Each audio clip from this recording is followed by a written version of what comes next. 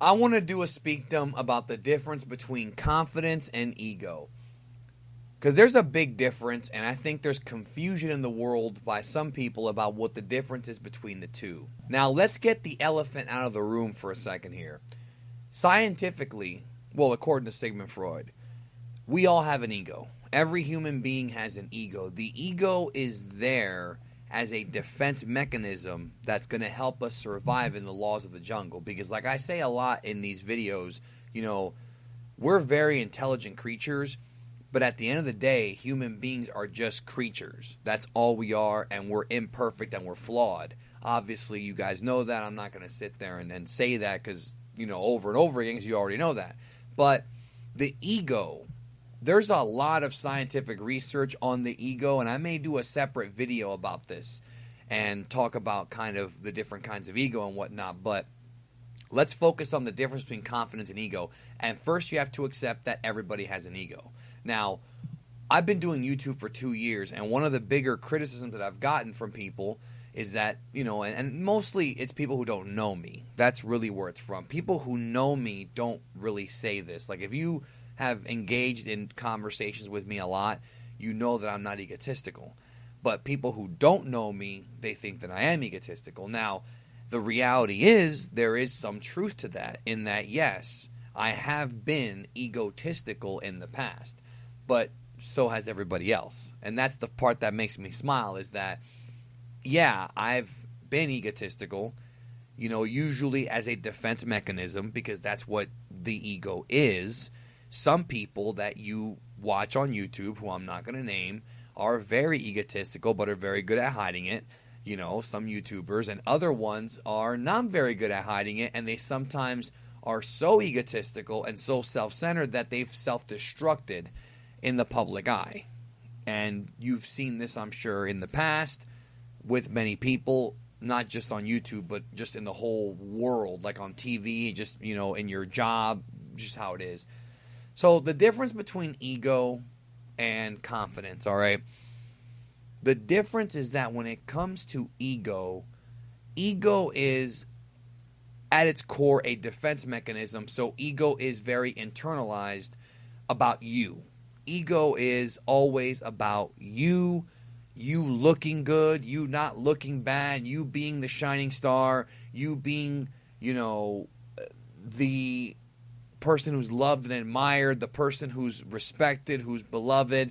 That's really what ego is, and it's really you kind of self-masturbatorily,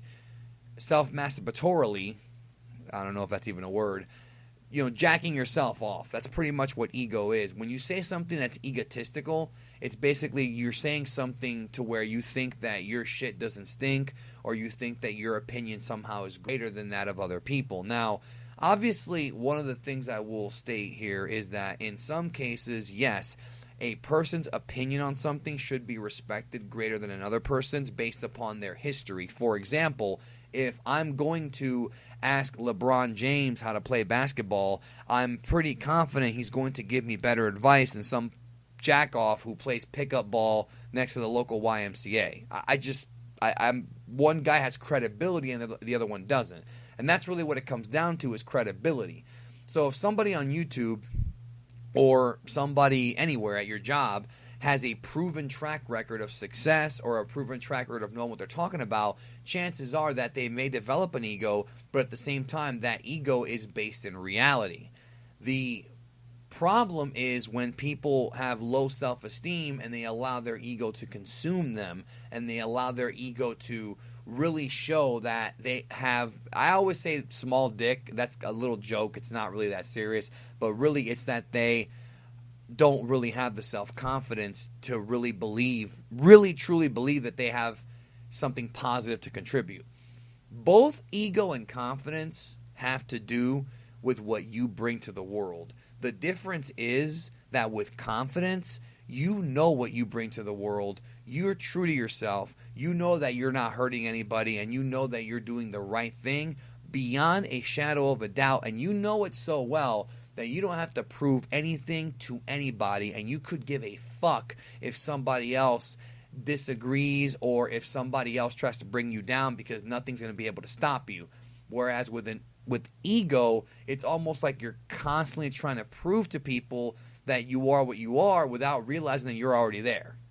I don't know if I'm making sense, but I'll keep going here. Like I said at the beginning, ego everybody has, but not everybody has confidence. And what happens is that when you end up going through life with an inflated ego, it ends up alienating people, and it ends up making people dislike you, not want to work with you, look at you as somebody who's arrogant, egotistical. It's basically a projection of a fake version of you. You think that you're this king shit. You think that because you accomplished something that somehow you're greater than somebody else, and that's not the right way to look at life.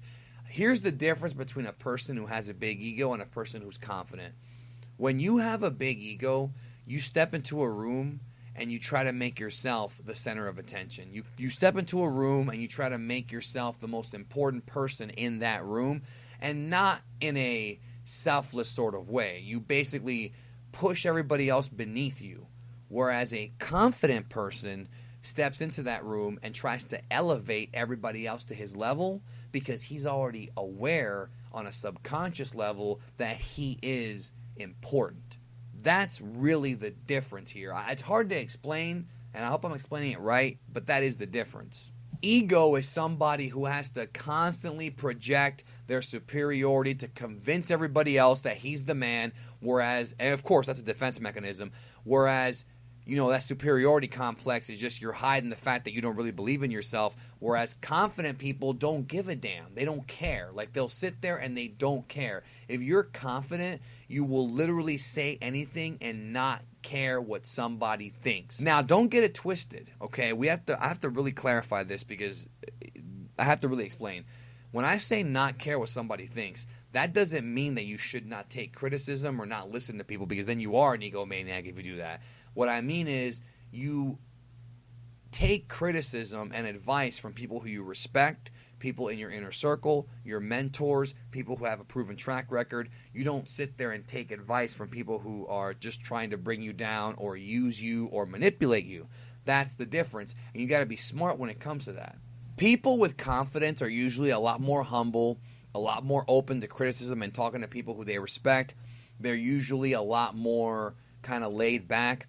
They're usually a person who just lets their work ethic and the products they put out or the work they've done speak for itself. Whether you're a football player, whether you're a runner, an athlete, whether you're an artist, whether you're a YouTuber, you just put out stuff and you let it speak for themselves. You have no need to try to convince other people that you're the shit. You have no need to try to constantly hammer into yourself, not others, to yourself, that you're accomplishing something great. It's one thing to kind of pat yourself on the back and be proud of your accomplishments. It's another one to sit there and create this fantasy world where you're greater than somebody else, when really at the end of the day we're all equals here. We are all equals here on this world.